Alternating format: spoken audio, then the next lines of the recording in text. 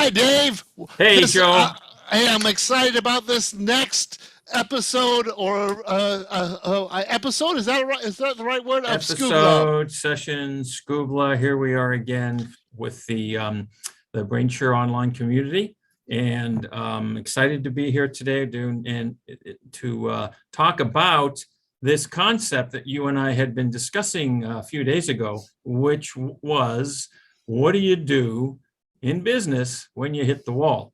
And I will say that we had originally considered talking about this a couple of weeks ago, but you were actually scuba diving, okay, and not available because you were out of the country. So that's where the whole scuba concept came into being anyway, about self-contained business, Self-contained, unique business business learning learning apparatus. apparatus. Right. Because So that's what brainshare online really is. It is a unique, customizable learning apparatus for whether you're a business owner, whether you're a manager, whether you're an individual contributor. It's got tools that will help you achieve your goals no matter what you're doing. exactly. So let's get started with this conversation and take a look at what you and I had been discussing, which is this area of, what do you do when you hit the wall? Because as a business owner, things are going to happen. And you were telling me the other day that it's a predictable sort of thing, isn't it? Yes. So not only whether you're a business owner or a manager or an employee, you're going to hit the wall. And what I mean by that is there's actually a book or a concept called the rut. And at about that 2.5 to 3 year time frame, you hit the wall, or you hit a space of where you're not at peak performance anymore. You're going to drop down to kind of mid-level performance.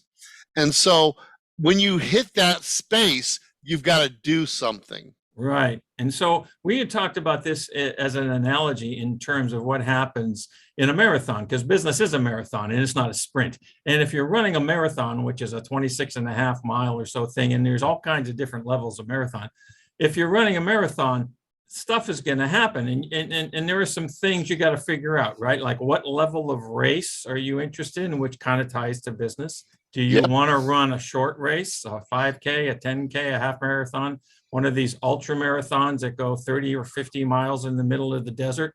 Well, and let's talk about that for a minute, because what does that mean?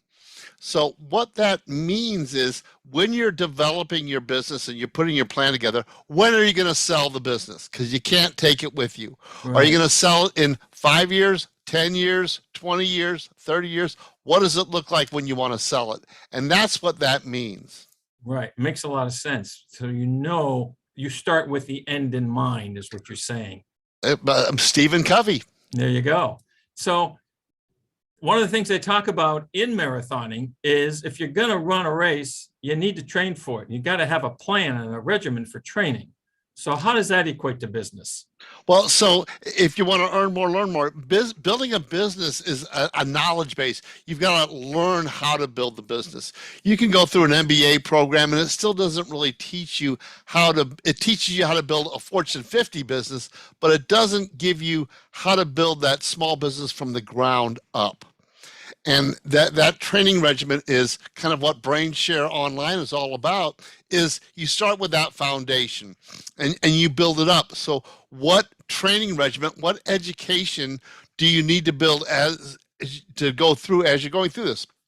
So I recommend everyone allocate at least 2 hours a week to improving your education, and that's your training regimen. That makes sense. And in terms of that, in the marathoning, they talk about, as you're training, you need to build in recovery time. You can't be constantly training and not allow the body to assimilate and to kind of like heal up to that next level. How does that equate to business? So in business, you need to be taking your breaks during the day. You need to be taking your breaks during the week. So that's what the weekends are for. You need to take at least one day off. And then on a monthly or annual basis, you need to take a vacation.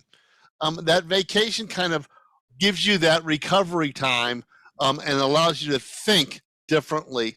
So you need the recovery time in your daily activities, your weekly activities, your monthly and your annual activities. So you need to put those into your calendaring system. That's what I was going to say. You talk a lot about that in the calendaring system, that you need to, that when you're starting out and you're laying out your weekly, your monthly calendar, you want to put those kinds of things into play. That's the first thing you put into play. It's not the last thing you put into play.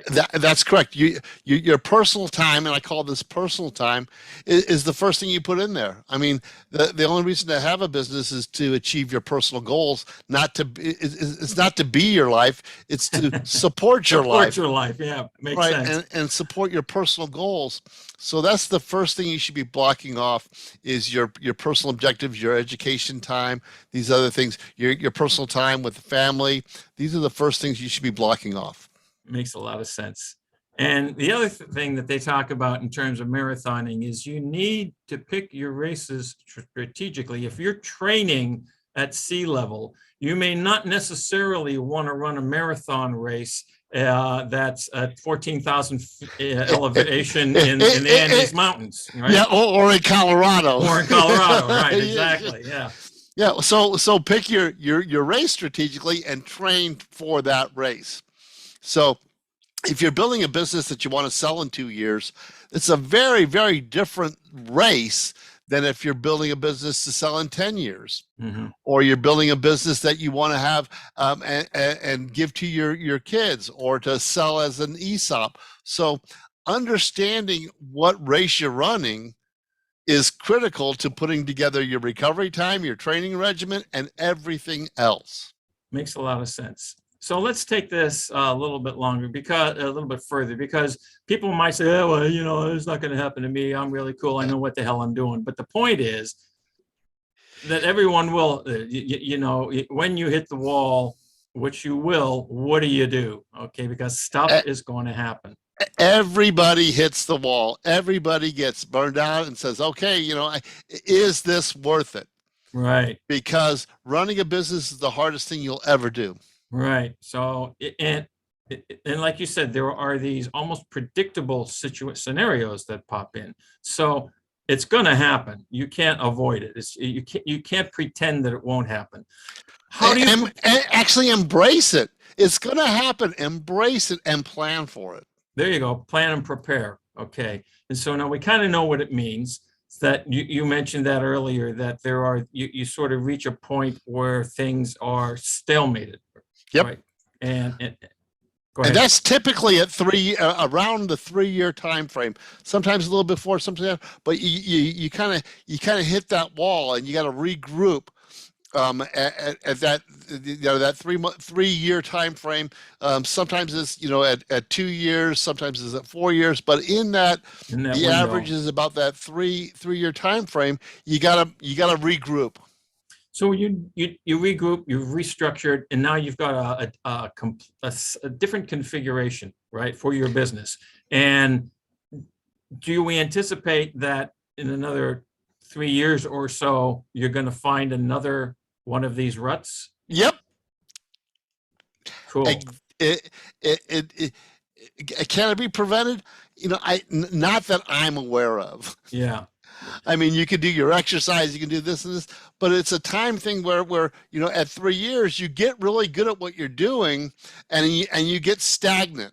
Yeah, but the thing is, now that if you're aware that this can happen, it's not that you can stop it from happening, but your awareness potentially should make it easier to leverage yourself to the next level.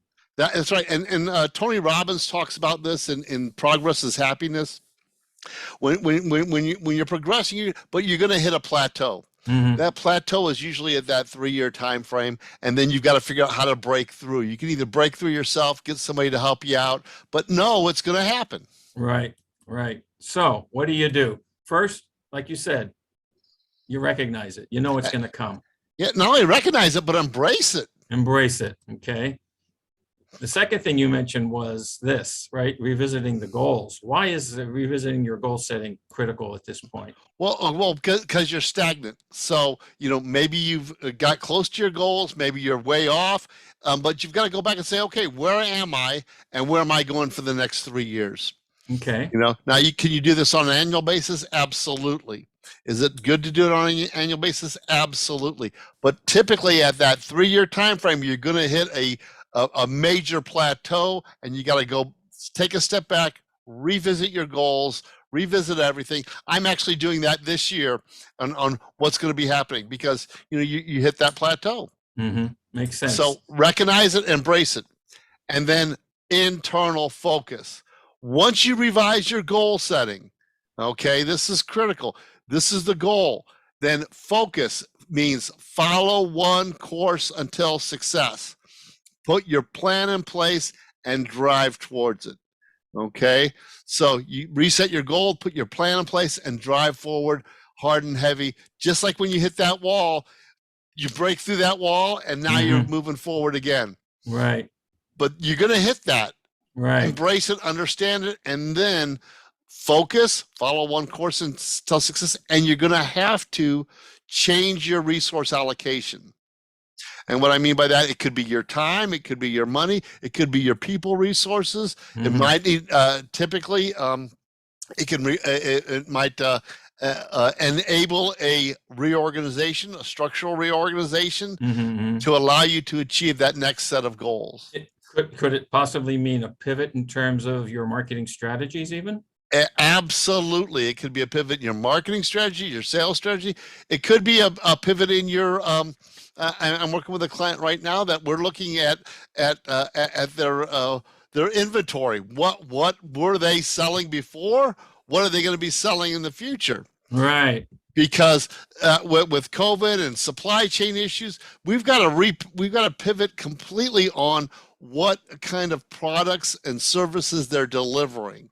Got it. Well, very cool. And that's all based on the revised goal setting, a whole new focus, actually an organizational restructuring, and a supply chain restructuring.